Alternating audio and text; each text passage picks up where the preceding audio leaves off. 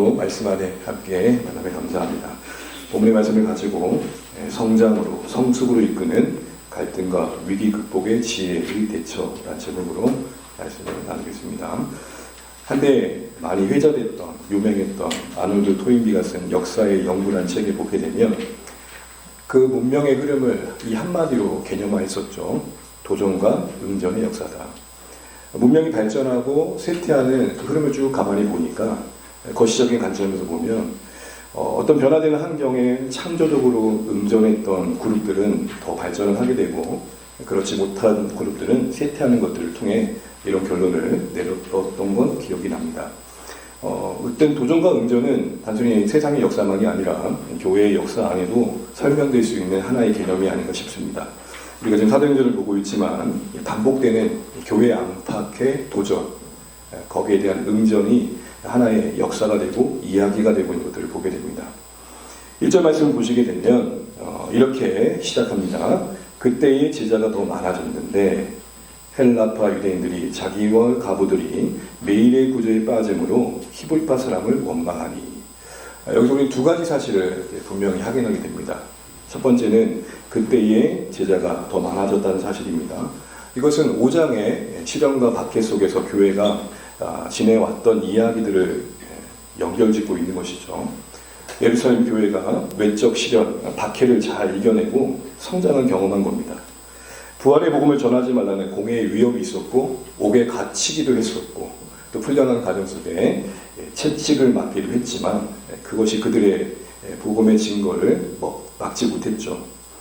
그랬던 그들의 모습에는 부활의 생명이 있었을 텐데 그것은 구체적으로 우리를 하나님께서 증인으로 부르셨다는 소명의 의식, 우리 인생 한 번뿐인 인생, 우리 이 부르심을 따라 살자라는 소명의 의식이 충만했었고 그것을 감당하게 하시는 성령의 능력이 그들 가운데 있었고 무엇보다도 그들의 일은, 교회의 일은 하나님의 역사였기에 그들은 멈추지 않고 계속해서 복음을 증거하게 됐죠.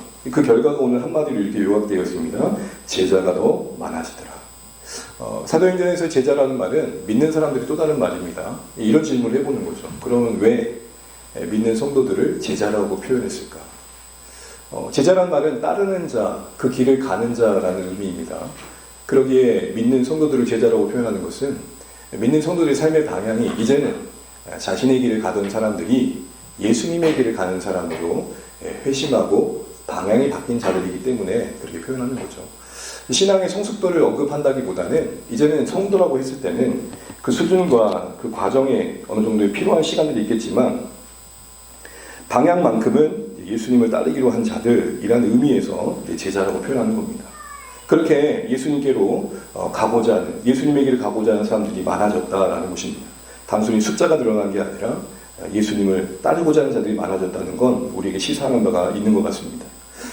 이런 결과들은 결국 악한 자가 물리적인 박해로 교회를 겁박해서 질식시키려 했던 시도는 또 한 번 실패하는 것들로 끝맺음을 보이는 것을 보여줍니다. 교회는 이처럼 마치 밟아도 뿌리 내리는 잔디불처럼 어디서 많이 들어본 것 같지 않습니까? 군대 아리랑 결례라는 군가가 있는데 그 시작이었습니다. 밟아도 뿌리 뽑는 잔디불. 죄송합니다. 여러분 별로 감흥이 없으시군요. 그렇게 뿌리 내려가면서 더 세찬 박해의 바람이 불면 불수록 더 강해진 모습, 더 하나님의 모습으로 세워지는 공동체를 우리가 보고 있는 것입니다.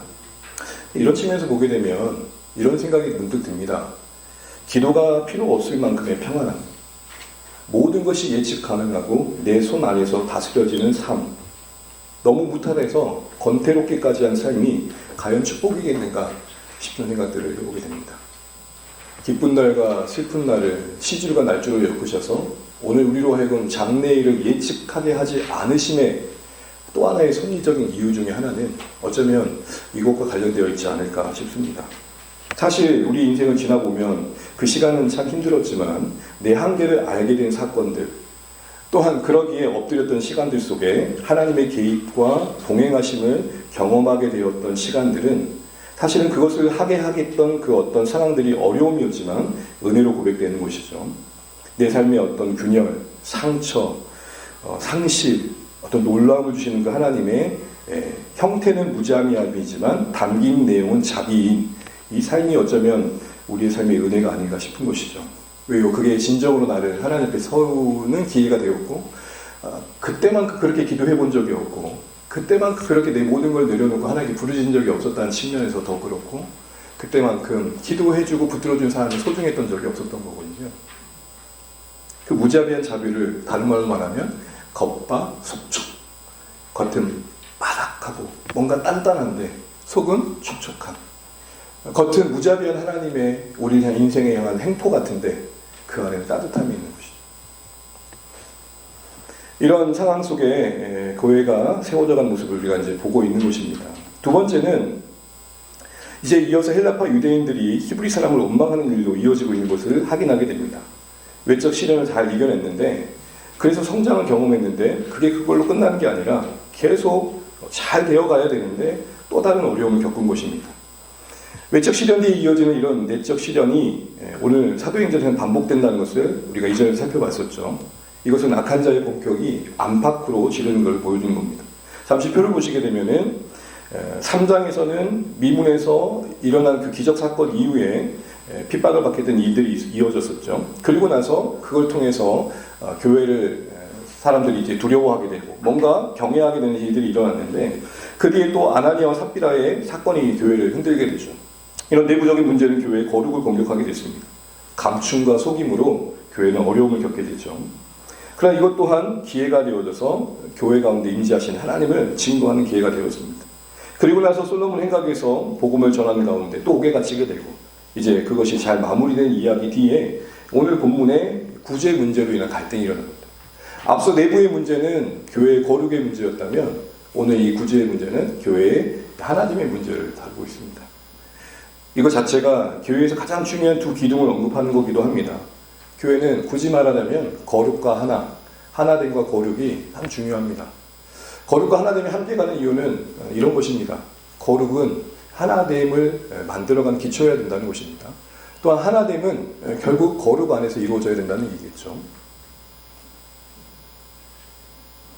이런 문제들 속에서 결국은 악한 자는 교회를 무너뜨리려는 이 일들을 쉬지 않고 있는 것을 우리에게 보여줍니다. 그런데 그 시점을 보시게 되면 어려울 때만이 아니라 잘 되고 있을 때라는 게 좀 주목할 표현입니다. 악한 자 입장에서는 시기를 따지지 않는다는 측면도 있겠지만 우리 측면에서는 잘 되고 있을 때가 더 조심해야 된다는 거죠. 보통 잘 나갈 때 더 조심해야 돼 이런 말을 하잖아요. 선줄로 생각하는 자는 넘어질까 주의해라는 바울의 고린도서 10장 12절의 본면이 딱 이런 경우가 아닌가 싶습니다. 오늘 본문은 보시는 것처럼 어려운 때의 공격이 아니라 잘 되고 있을 때 공격받았다는 것들을 우리가 염두해야 됩니다. 아무 문제 없는 상황 속에서 생긴 위기라는 것이죠. 어떻게 보면 부흥이 만든 위기이기도 합니다. 사람이 적게 모였을 때는 생기지 않았을 문제인데 사람이 점점 많아지면서 생긴 문제이기 때문에 그렇습니다. 교회는 크든 작든 문제가 있습니다. 그 양상이 다를 뿐, 그 성장 과정에서도 어려움을 겪습니다. 여러분, 아이가 막 태어났을 때 그때처럼 예쁠 때가 있을까요? 정말 선물같이 여겨지죠. 넌 어디서 왔니 묻기도 하고, 그러다가 커가면서 그 아이가 우리의 마음을 많이 힘들게 하죠. 넌 언제 어디서 왔니라고 환영했던 순간이 엊그제 같은데 넌 언제 나갈래? 막 이러고 있죠. 늘어난다는 것, 많아진다는 것은 그만큼 감당할 것들이 생긴다는 것입니다. 사람이 많아진다는 것은 교회 안에서는 이런 의미이기도 할 것입니다. 기다려줘야 될 일들이 많아진다는 것이고 조율해야 될 상황들이 늘어난다는 것입니다. 이런 것들을 우리가 함께 보면서 오늘 이 본문 안에서 이 상황을 어떻게 풀어갈지를 생각해 보려고 하는 것입니다. 그런데 이처럼 외적 시련 뒤에 공동체가 좋은 분위 속에 있을 때 찾아온 이 시련을 어떻게 대처했느냐가 오늘 공동체에 또 긍정적인 결과를 남겼다는 것도 주목할 부분이 아닌가 싶습니다. 7절 말씀은 같이 한번 읽어보면 좋겠습니다. 7절입니다. 시작. 하나님의 말씀이 점점 왕성하여 예루살렘에 있는 제자의 수가 더 심히 많아지고 허다한 제사장의 무리도 이 도에 복종하니라. 아멘. 말씀이 점점 더 영향을 끼치게 됩니다. 그 결과로 제자의 수가 많아지는 것만이 아니라 1절에서는 많아졌다 그랬는데 7절에서는 뭐라고 그러죠? 더 심히 많아졌다. 결국은 이 내적 시련이 더 교회를 건강하게 하는 기회가 되었다라는 거겠죠. 특별히 추가적으로 언급되는 것 중에 하나가 허다한 제사장이 복종했다고 말합니다. 왜 이 말이 언급됐을까요? 이건 이렇게 바꿔볼 수 있을 것입니다. 그 인간 믿겠어? 하는 이들이 돌아오더라는 것입니다. 쟤는 예수 안 믿을 거야. 하는 행실을 보고 삶의 가치를 봐. 안 돌아와. 근데 그런 이들 가운데 주께로 돌아온 일이 있었다. 이 말이 허다한 제사장의 무리가 주께로 왔다는 것입니다. 율법을 고집하고 구약을 고집하는 그들이 예수님의 복음 안에서 다시 하나님 나라의 참된 가치를 알고 돌아오게 되었다는 말을 담고 있기 때문입니다. 어쨌든 이 말씀은 역설적으로 위기와 갈등이 분명 성숙과 성장을 이루는 계기가 되었음을 분명히 보여줍니다. 또한 이는 오늘날 안팎의 시련을 지날 수밖에 없는 이 땅의 교회가 어떻게 나아갈지에 대한 방향을 조금은 보여주고 있다는 생각이 듭니다. 그래서 오늘과 다음 시간까지 이어서 오늘 본문 안에서 모든 내용을 다루고 있지는 않지만 오늘 본문이 주는 텍스트 안에서 우리가 겪을 수 있는 갈등과 위기를 성장과 성숙으로 만들어 가시는 하나님의 일하심을 경험하기 위해 우리 가운데 점검될 태도가 뭔가 라는 것들을 좀 생각해 보려고 합니다. 첫 번째는 어떤 사실을 마주할 때 의도하지 않은 실수 있음에도 불구하고 내 편에서 느껴지는 어떤 감정과 느낌, 그래서 이어지는 억측과 오해로 분노와 원망을 정당하는 쪽으로 가지 않도록 조심해야겠다라는 것입니다. 본문에서 벌어지는 상황을 잠시 보게 되면요, 예루살렘 교회는 여러분 이전에 봤던 것처럼 은혜가 있었습니다. 그 큰 은혜는 나눔으로 이어지죠. 그래서 사도행전 4장 32절 이하에 보게 되면 교회의 아름다운 모습을 표현하면서 유무상통하였다라는 것입니다. 있는 거 없는 거 서로 소통하면서 서로의 필요를 채워줬다는 것입니다. 그런 가운데 어느 이들은 자기 소유 전부를 파는 경우도 있었고, 그 모든 재물들은 사도들이 교회 안에 필요한 자들에게 흘려보내는 일들로 이어집니다. 사도들이 그 일을 중심으로 행했던 것이죠. 그런데 이후에 교회는 점점 부흥하게 됩니다. 사람들이 더 많이 모이겠죠. 자연히 교회가 살펴야 될 사람들이 늘어나게 된 겁니다. 특별히 여기 1절을 보시게 되면 매일의 구제라는 말이 나오는데 이것은 날마다의 음식을 제공하는 구제를 말했습니다. 당시에는 전쟁이나 여러 상황들 때문에 남성들이 빨리 생명을 잃는 경우가 많았습니다. 그러니 당연히 결혼한 여인 중에 홀로 된 분들이 많이 있었겠죠. 그런 가운데 교회 안에 들어온 성도들의 구제의 필요는 더 많아졌습니다. 그래도 감사한 건 여러분 34절, 4장 34절을 보게 되면 그런 상황에도 가난한 이가 없었다 그랬거든요. 무슨 말일까요? 헌신된 이들의 사랑 안에서 넉넉히 모든 필요는 살펴줄 수 있었다는 겁니다. 그런데 문제가 생긴 거예요. 무슨 문제일까요? 자원의 문제가 아니라 자원의 분배 과정에 조금은 어려움이 있었던 것 같습니다. 그 문제의 중심에 이제 헬라파 유대인들이 있습니다. 그들이 매일의 구제에서 빠진 겁니다. 헬라파 유대인이라는 말을 조금 이해할 필요가 있을 것 같은데요. 헬라파 유대인은 한마디로 말하면 헬라어를 구상하는 유대인들입니다. 한국 사람인데 외국에서 태어나서 외국에서 자라면 한국말 잘 해요? 못해요? 잘 못하죠. 그 나라 말이 더 익숙하죠. 바로 그런 사람들입니다. 유대인은 맞는데 외국에서 태어나서 외국에서 자라서 그 문화와 언어가 외국 사람인 사람을 말합니다. 근데 이들이 예루살렘에 돌아온 경우들이 종종 있었습니다. 이런 심지였습니다. 유대교 입장에서, 유대인들 입장에서 그들이 예루살렘 가까이에서 죽을수록 더 빨리 부활된다는 심리가 있었습니다. 우리 보통 예전에 우리 어른들이 신앙을 보게 되면 그래도 교회 가까이 살아야 돼. 그래도 그게 복 받는 거야. 라는 생각들을 했던 적이 있잖아요. 그래서 어떤 집단촌을 이루는 또 이단들도 있지 않습니까? 구원받으려면 천국 가려면 이쪽으로 살아와라, 이사해야 된다, 뭐 이렇게까지 얘기하지 않습니까? 잘못된 얘기지만요. 어쨌든 그런 거룩한 땅 예루살렘에 묻히고 싶은 마음은 외국에 있을수록 더 했을 겁니다. 지금도 외국에서 지내는 분들은 국내의 향수에 대한 마음들이 있잖아요. 그래서 어떻게든 삶의 마무리는 고국에서 하고 싶은 마음을 갖습니다. 그러다 보니까 헬라파 유대인들 중에도 예루살렘으로 돌아온 분들이 종종 있었던 겁니다. 히브리파 유대인들은 그 상대적으로 본토에서 태어난 사람을 말하는 겁니다. 이들은 서로 유창하지 않더라도 말은 알아들었을 겁니다. 특별히 히브리파 유대인들은 그 언어가 헬라권의 언어와는 달랐던 거죠. 여러분 잠깐 퀴즈 하나 낼게요. 성경은 어떤 언어로 기록되어 있죠? 헬라어로 기록이 되어 있습니다. 신약은. 그럼 그때 당시 팔레스타인 사람들은 어떤 언어를 썼을까요? 아람어를 썼습니다. 아람어. 그러니까 당시에 이 히브리어, 유대인들의 언어에도 히브리어는 사어가 되어 있었고, 당시 통영어는 아람어였던 거예요. 시장 언어는. 그래서 예수님도 이제 아람어를 쓰셨겠죠. 그런데 외국에서 온 헬라파 유대인들과 대화를 하다 보면 약간은 유창하진 않더라도 알아먹더라도 소통에 어려움이 있었겠죠. 또한 문화 속에서 다른 문화 속에서 지내왔던 만큼 서로에게 이해가 필요했을 겁니다. 좀 오래된 경험이긴 한데요. 제가 코스타 재팬에서 한인 2세 미국 청년들을 만난 적이 있습니다. 저도 그때는 나이가 비슷했으니까요. 뭐 저도 한참 어렸을 때니까. 근데 만났는데 이제 겉은 한국 사람이에요. 한국말도 어짓게 해요. 근데 문화가 차이가 있다는 것을 뼈저리게 느꼈던 경험이 있습니다. 왜 보통 우리는 선배, 후배 그러면은 그래도 여러분 깍듯이 모시고 뭐 그런 것들이 익숙하잖아요. 유교적인 문화 속에서 있어서 더 그렇지만. 근데 얘네들이 너무 자유분방한 거예요. 그 상황에 여러 에피소드가 있었는데, 야, 다르다. 진짜 다르다. 라는 생각들을 했던 적이 있습니다. 여러분 상상을 해보세요. 헬라파 유대인들. 그러니까 어디서든지 외국에서 지냈던 사람들, 다시 본토로 돌아왔는데, 본토에서 태어나서 본토에서 자란 사람과의 관계 속에서 소통이라는 게 원활했을까 싶은 생각들을 이제 해보게 되는 거죠.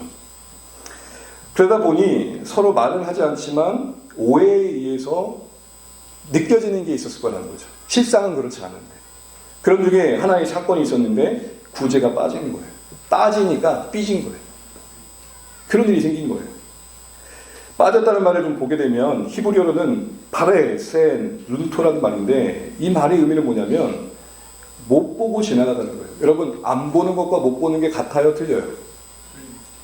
안 보는 거는 내 의지가 동원돼서 일부러 피하는 거고 못 보는 건요.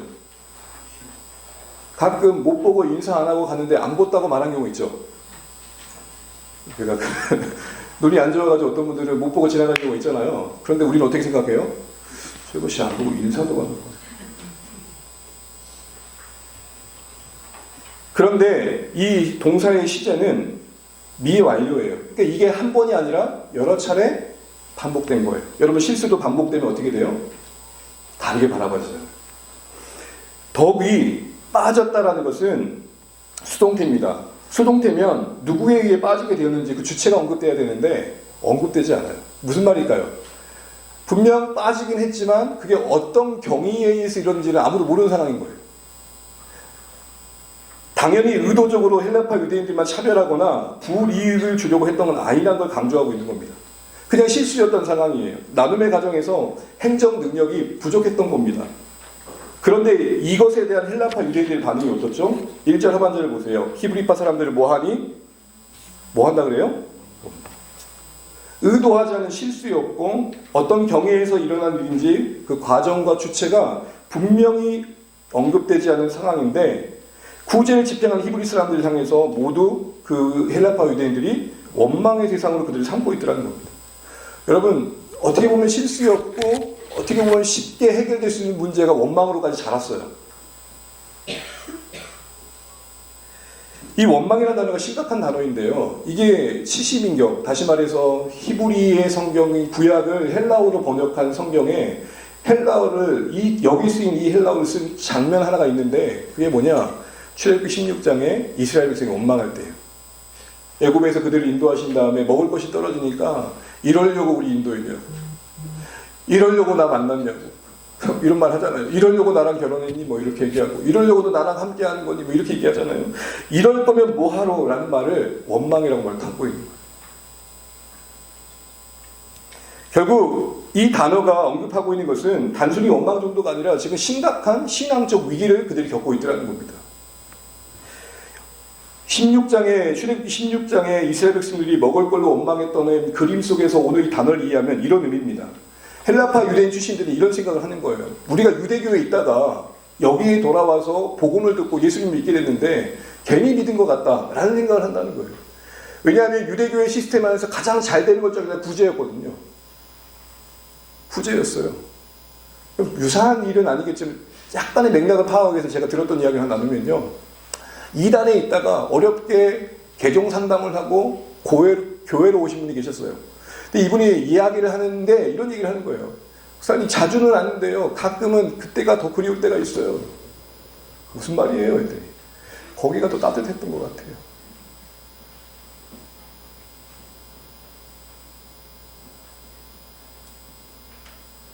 교회의 구제 시스템이 유대교 신앙 안에서 가장 중요한 가치였기 때문에 잘 되고 있었단 말이에요.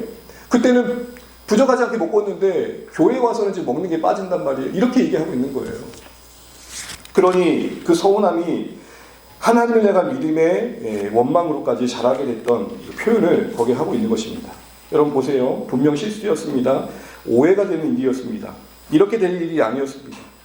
그런데 오해가 불러온 서운한 마음이 제때 제어되지 못하자 헬라파 유대인들의 마음속에 근본적으로 하나님과 교회를 향한 어떤 어두운 마음이 짙게 깔리기 시작합니다. 여러분 헬라파 유대인 편에서 한번 생각해 보세요. 자신들의 지인들이 또 자신들이 알고 있는 사람들이 구제에서 빠진 사실을 들었어요. 그래서 이거를 대할 때 사실이 곧 진실은 아닐 텐데 그 사실로부터 생긴 어떤 감정이 확정이 되어져서 원망하는 마음까지 자란다고 했을 때 그들은 그것을 당연히 여겼을 겁니다. 그 사실을 마주하는 그들 입장에서는 너무한 거 아니야 생각을 자연스럽게 했을 겁니다. 사실 그 판단의 과정에 어떤 억측과 오해와 서운한 감정이 기반되었을 텐데 구제에서 빠진 사실들을 바라볼 때 그게 크게 작동했다는 것이죠. 쉽게 생각하면 여러분 우리가 그런 경험하지 않습니까? 우리도 괜찮다가도 섭섭한 생각이 확 들어오고 나면 그 뒤로 모든 게 섭섭해지지 않아요? 섭섭한 게 느껴지는 거죠. 그렇게. 헬라파 유대인들 입장에서 한번 상상할 수 있는 경우를 한번 생각해 볼까요? 이렇게 말하지 않았을까 싶어요. 어떻게 한 교회 안에서 그럴 수 있지? 말로 사랑한다고 하면서 뒤에는 자기 사람들만 챙기는 게 분명해 라고 말하는 사람도 있었을 거예요. 사도들은 분명 제대로 나눠주려고 했을 텐데 저 히브리파 인간들이 착복한 것 같아. 그 중에 보니까 인상 좀 더러운 인간이 있었는데 과거를 돌아보니 훔치고 돌아냈는데 그래 사람 쉽게 안 바뀌어. 내가 그때부터 알아봤어. 믿기 전에 행실이 겁나게 안 좋았다고 하던데 어찌 인상이 안 좋더라. 옛날보다 남 주지 못 주는 거지. 그러면서 온갖 이야기들이 모아졌을 겁니다. 물론 어쩌면 사도들의 어떤 부주의함과 그걸 실행하는 히브리파 사람들의 입장에서는 원인을 제공하는 면이 분명히 있었을 겁니다. 자신들보다 히브리파 유대인들을 더 편애한다는 생각을 하게끔 하는 어떤 행동들이 분명히 있었을 겁니다. 그러나 이 이야기를 들을 때 히브리파 유대인들도 할 말이 없을까요? 이렇게 말하지 않았을까요? 아니 실수할 수도 있는 건데 어떻게 저렇게까지 나오나? 우리가 고의로 한 것도 아니고 이렇게까지 우리를 파렴치한 인간 취급할 수 있어? 끝없는 공방이 있었을 겁니다. 이 말에 헬라파 사람들도 가만히 있진 않았을 거예요. 실수도 한두 번이지. 실수도 한두 번이지. 어떻게 매일 구제받지 않으면 살아가기 쉽지 않은 형편 누구보다 더 잘할 텐데 이 절박한 처지를 이렇게 헤아려주지 못하나 실수로 넘길 일인가 이렇게 얘기했을 겁니다. 여러분 이런 분위기를 한번 상상해 보세요. 오늘 본문에 짧게 언급되어 있지만 이 원망 안에 담겨있는 여러 서운한 감정들 사실은 그게 아닌데 그렇게 느껴질 수밖에 없었던 그간의 어떤 이야기들이 오늘 우리의 현실도 있지 않냐는 거예요. 여러분 이런 측면에서 생각할 것들이 참 여러 가지가 생깁니다. 초기에 잘 다루었으면 그리 큰 문제가 되지 않았을 일들인데 어떤 서운한 감정을 따라 이어지는 억측, 오해가 더해지다 보니까 이 감정이 어느새 자라가지고 공동체를 잡아먹는 괴물이 돼버립니다. 팩트는 그 자체로 완전한 의미를 갖지 않고 있음에도 말이죠. 여러분 사실과 진실을 구별할 수 있는 지혜가 있으시길 바랍니다. 사실이 곧 의미의 완성은 아니잖아요. 사실이 다른 이야기를 품을 수 있잖아요. 여러분 쉽게 한 예를 들게요. 영화를 보다 보면 영화의 그 주인공의 크루, 굿단이 있잖아요. 근데 거기서 주인공이 배신을 해요. 근데 사실은 배신인데 진심은 뭐예요? 배신을 통해서 악의 무리를 무너뜨리는 계획이 있었던 거예요. 이해가 안 되십니까? 사실은 뭐예요? 배신이었어요. 근데 진실은 뭐였어요? 그런 형태를 통해서 오히려 다른 계획을 갖고 있었던 거죠. 좀 더 넓혀볼까요? 사실은 고난이에요. 힘든 게 사실이에요. 하나님 우리에게 힘든 일을 허락하셨어요. 사실이에요. 진실은 뭐죠? 그 일을 통해 우리를 좀 더 연단하시고 그 이면에 우리를 헤아릴 수 있는 하나님의 뜻과 사랑이 있다는 거죠. 사실이 곧 메시지는 아니잖아요. 그런데 사실을 그대로 고스란히 자신들의 형편 속에 느껴지는 감정을 따라 거기에 더해진 억측과 오해가 지금 헬라파 유대인들의 마음속에 알 수 없는 원망에 불을 지핀 것입니다. 이럴 때 사도들이 이 문제를 어떻게 풀어갔는가라는 겁니다. 우선 이들의 헬라파 모습들을 보면서 우리가 사실과 진실을 좀 잘 구별해야겠다는 생각들을 함과 더불어서 이 문제 속에서 교회 지도자들은 어떻게 이 문제를 다루었는가 생각해 보면서 능동적인 태도를 한번 생각해 보려고 합니다. 그들은 어떻게 했습니까? 조율하고 이해해야 되는 오해와 갈등이 교회 안에 있을 수 있다는 사실을 수용하고 성도들을 함께 한자리 모여서 고민합니다. 2절 말씀 읽어보겠습니다. 시작. 12사도가 모두 제자를 불러 이르되 우리가 하나님의 말씀을 제쳐놓고 접대를 일삼는 것이 마땅하지 아니하니. 전 여기 이 말씀 보고 놀랐어요. 제가 이제껏 봤던 교회와 너무 달랐거든요. 가장 놀란 건 뭐냐면 이 상황 속에서 사도들이 보였던 태도가 자신들을 먼저 이야기한다는 거예요. 뭐라고 말하고 있습니까? 모두를 불러온 자리에 누굴 먼저 얘기해요? 우리가. 이렇게 얘기하지 않았다는 겁니다. 히브리파 사람들에게, 구제를 집행하는 사람들에게 우리가 그렇게 하라고 했어? 이렇게 얘기하지 않았다는 거예요. 자신들의 책무를 먼저 돌아봅니다. 다음 주에 살펴보겠지만 말씀의 역할을 다 하지 못한 결과다라는 자기 성찰이 먼저 나누어지고 있습니다. 둘 중에 누가 더 잘했고 잘못했고를 단정하는 게 아니라 또 한쪽에서는 사탄에게 조종되었다라고 판단하는 게 아니라 실제로 구제를 집행한 이들을 문책하면서 그들에게 자신들의 책임을 떠넘기는 것이 아니라 가장 먼저 뭘 언급해요? 우리가. 가족이 모였어요. 모두에게 보편적으로 얘기할 수는 없겠지만 한번 상상을 해보죠. 어떤 문제가 있어요. 그러면 자녀들 가운데 갈등이 있을 때 시시비비를 가려주잖아요. 1번 얘기해봐. 2번 얘기해봐. 왜 그러냐? 니는 이게 문제고 넌 이게 문제인 것 같아. 네, 그렇게 하지 않았다는 거예요, 사도들은. 최근에 참 아빠가 너희들의 기도가 많이 부족했던 것 같다. 진짜 그렇다. 아빠가 사역한다고 교회를 위해 기도했지만 니들의 그 디테일한 감정 하나 하나님께 아뢰지 못했던 게 이때 생각나는구나. 아빠가 먼저 너희를 앞에 사랑한다. 그리고 나서 이야기를 시작했다는 겁니다. 적어도 경우와 상황은 다를 수 있겠지만 사도들은 지금 누구 탓을 하고 타켓을 정하고 그걸 기회 삼아 자신들은 피하겠다는 생각을 한 게 아니라 이 공동체 문제 앞에 진실하게 직면해서 이 문제 속에 우리가 어떻게 하면 하나님 뜻을 이룰까를 고민하고 있고 그 일에 우리도 역할이 있다는 생각을 하고 있는 것입니다. 그런 가운데 교회를 불러놓고 문제를 받아들이는 마음속에서 어떻게 해갈지를 고민하는 현장을 만들고 있는 것입니다. 자신들이 유리한 쪽으로 문제를 풀어가기 위해 이해관계 있는 사람만 불러놓고 문제를 다루는 게 아니라는 것입니다. 어떤 시나리오를 만들고 이렇게 하자라고 하는 게 아니라는 것입니다. 사도들은 공동체의 문제를 덮어버리려고 했던 게 아니라 함께 고민하고 그걸 통해서 성장의 기회로 만들려고 했던 거죠.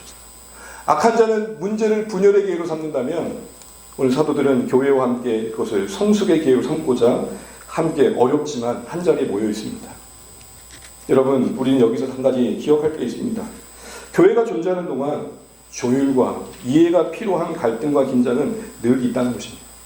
이걸 받아들여야 됩니다. 우리의 혼돈과 부질서를 우리는 인정해야 됩니다. 우리의 질성을 우리는 이해해야 됩니다. 헬라파 유대인들과 히브리파 유대인들이 너무 오랫동안 전혀 다른 문화 속에 살아왔기 때문에 만들어질 수밖에 없었던 오해와 갈등을 우리는 헤아릴 수 있어야 됩니다. 다른 문화 속에 지냈기 때문에 같은 사안을 보고도 전혀 다르게 판단할 수 있다는 가능성에 대해 우리는 열려 있어야 됩니다.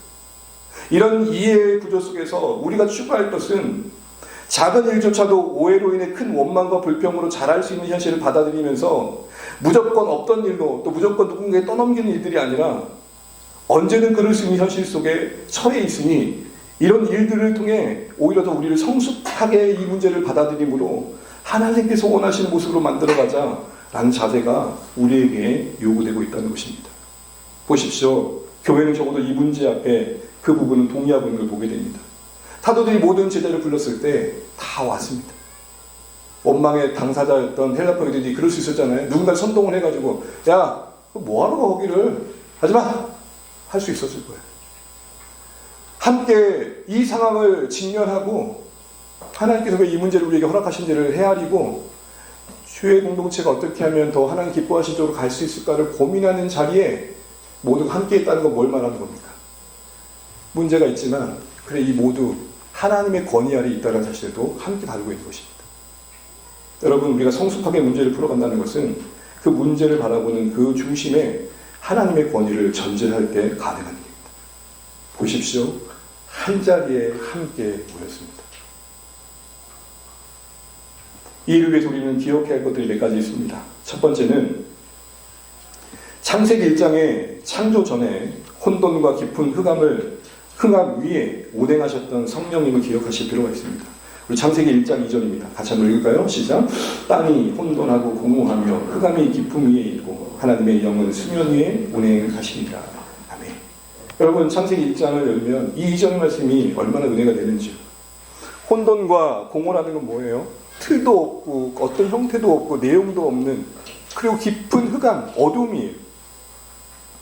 아름답다 할 만한 그 무엇이 없어요. 근데 그 위에 하나님의 영이 뭐 하신대요? 운행하신대요. 이 운행이라는 단어의 의미를 뭐라고 말씀드렸습니까? 너풀거리는 따뜻한 날개짓을 말해요. 독수리가 그 날개로 새들을 보호할 때 쓰는 단어예요. 하나님께서 신명기 32장에 이스라엘 백성을 인도하실 때 이 단어를 썼어요. 이스라엘아, 너희가 강의 여정 속에 그냥 간 것 같지만 내가 그 날개짓하며 너희를 여기까지 보호했단다 라는 것입니다. 혼돈인데, 무질서인데, 아무것도 없는데 그것을 안고 그 안에 생명력을 부여하시는 하나님의 일하심이 오늘 이 표현되어 있는 것입니다. 동일하게 지상교회 공동체의 혼돈과 연약함을 품고 계시는 성령님, 피값 주고 사신 서로를 향한, 교회를 향한 하나님의 마음, 이 땅에 교회를 향해 끝없이 베푸시는 하나님의 긍휼, 그 안에서 우리는 진리를 따라 연합과 정의를 세워갈 필요가 있겠다라는 것들을 생각해 보게 되는 것입니다. 창조용이신 성령님께서 그리스도 안에 교회 공동체를 감싸고 날개짓하며 돌보고 계신 것들이 보일 때 여전히 겪는 우리 삶의 공동체의 어떤 혼돈과 공허 위에 새 창조를 일으키실 성령님을 또 바라볼 수 있을 것입니다. 혼돈, 무질서 위에 계셨던 성령님의 날개짓을 기억하십시오. 이게 오늘 교회를 바라보는 우리 시선 속에도 헤아려질 때 우리는 이 문제 속에서 새로운 일을 만드시는 하나님을 만나갈 수 있겠다라는 것입니다. 두 번째 생각할 것은 이 가정에서 실질적으로 크게 잘못한 일이 없는 어떤 상황에 대해서 사소한 문제였고 쉽게 해결된 문제였는데 서로를 아주 못쓸 사람으로 만드는 실수도 하지 않도록 조심해야 할 수 있겠다 싶었습니다. 아주 사소한 일에서 엄청난 정의를 세우려는 사람들을 보게 됩니다. 그러다가 정말 큰 것을 잃어버리는 경우들을 종종 보게 돼요. 어떤 사안이 원칙적으로 옳다고 해도 그걸 지나치게 강조하는 과정 속에서 더 중요한 가치를 잃어버릴 수 있다는 생각들을 우리는 할 필요가 있는 것입니다. 여러분, 쉽게 이렇게 이야기해 볼 수 있을 것 같아요. 집에 벼룩 있다고 벼룩 잡겠다는 정의를 위해서 집을 불태우는 그런 일들은 말이 안 되는 거잖아요.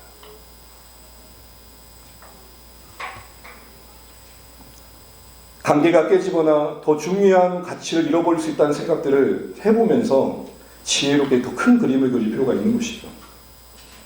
그 자체의 사안이 크게 잘못한 경우가 아님에도 불구하고 그걸 시작으로 서로를 헐뜯다가 아주 못쓸 인간으로 만드는 경우들은 우리가 종종 찾아보게 됩니다. 예를 들어서 자녀들을 훈계할 때 그 작은 잘못, 당장에 교정해 줘야 되지만 그게 너무 지나쳐가지고 아이의 자존감을 상실하고 결국 부모와 자녀의 관계가 평생 그 상처로 악화되는 경우들을 만들어가는 것은 아니라는 것이죠. 동료의 작은 실수를 지적하고 바로 잡으려다가 팀워크의 분위기마저 깨트리면 안 되겠다라는 겁니다. 뭐 하나 잡으려다가 그거에 꽂혀서 다른 것을 놓치는 경우가 있을 수 있음을 알아야 됩니다. 정의를 세우는 게 중요합니다. 그러나 그것 자체가 목적일 수 없습니다. 정의를 세우는 것은 그 목적이 더 큰 가치이기 때문입니다. 문제를 바로잡는 게 더 문제를 바로잡는 것과 더 큰 목표가 조화를 이루어야 됩니다. 예배소 교회를 향했던 책망을 한번 기억해 보십시오. 교회를 이단을 잡겠다고 혈안이 되었던 교회를 향해 주님께서 뭐라고 하십니까? 그래, 너희 잘한다. 악한 자들 미워하고 분별하고 너무 잘해. 그런데 책망할 거 있다. 형제 사랑은 너희 잃어버렸다. 잡겠다라는, 이단을 잡겠다라는 그 혈안에 그 오름을 추구하는 정의의 추구에 더 큰 가치를 잃어버린 너희의 모습을 본다. 여러분, 요즘 한국교회 모습이 그렇지 않습니까? 더 큰 가치, 복음이 말하는 더 큰 지향점, 그걸 잃어버리고 그 뭐 하나 붙들고 있는 모습들을 우리가 봅니다. 우리는 어떠십니까? 혹시 우리 삶에 혹시 이와 같은 작은 일을 침소분대하듯 더 큰 가치를 잃어버린 방향으로 이끌어가는 그런 실수나 행동들을 보일 때는 쉽지 않은지 한번 돌아보면 좋겠습니다. 헬라파 유대인들이 이랬으면 어땠을까요? 저기요, 저희가 좀 계속 빠지는데 혹시 명단에 저희들 이름이 없는지 확인 한번 해주세요. 실수를 확인하고 고쳤어도 됩니다. 근데 그럴 거야 라고 느낌에 마음이 붙잡혀서 그 서운함이 자라 원망까지 낸 겁니다. 소통이 없으면 이렇게 될 때가 참 많은 것 같습니다. 말 한마디면 조금 더 서로가 마음을 열고 이야기했던 그 마음들이 진심으로 이어질 수 있을 텐데 말이죠.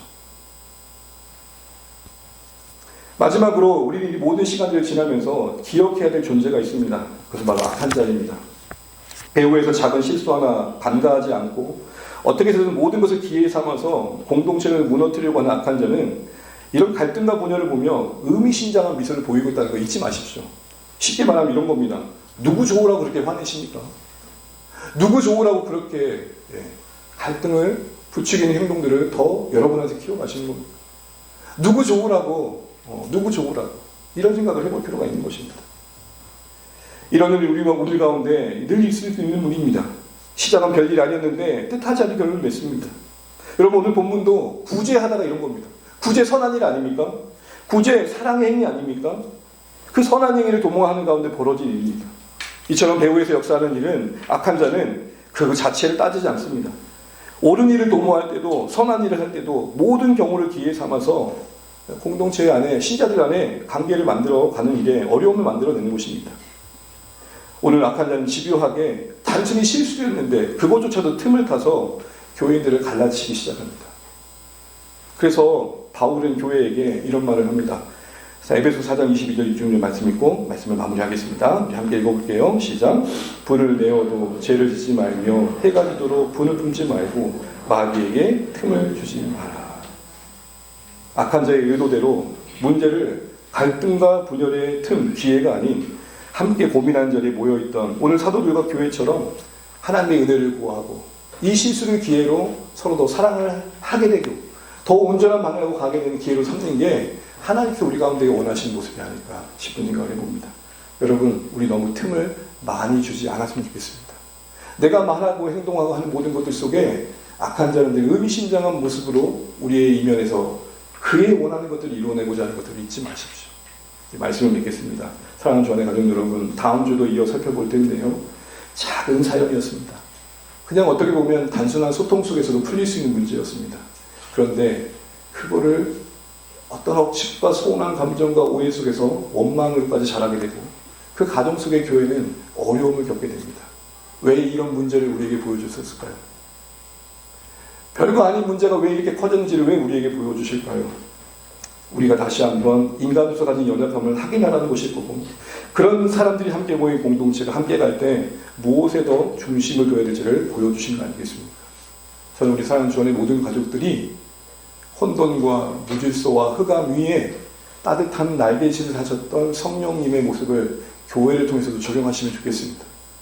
우리 안에 모순된 게 있고 연약한 게 있고 여전히 아름다워 가야 될 모습들이 있지만 그런 우리를 포기하지 않고 선한 날개짓을 하시며 진리 안에서 서로를 통해 붙들어 주시는 하나님이 우리와 함께 하신다는 사실 잊지 마십시오. 더불어 우리 안에 일어나는 이런 갈등들을 기회 삼아서 우리도 뜻하지 않았던 결론을 맺기 위해 열심히 분투하고 있는 악한 자도 있다는 것도 더불어 기억하십시오. 이 가정 속에 우리는 실제적으로 혹시나 너무나 지나친 정의감에 더 큰 가치를 잃어버리는 선택들을 혹시 하는 실수는 없는지도 살펴보십시오. 그래서 오늘 이 주신 말씀 앞에 다시 한번 우리의 오늘 현실을 비춰보면서 하나님께서 원하시는 삶이 이런 거구나 라는 가슴 마음으로 순종을 결단하실 수 있는 오늘의 말씀 되시기를 간절히 소망합니다. 기도하겠습니다.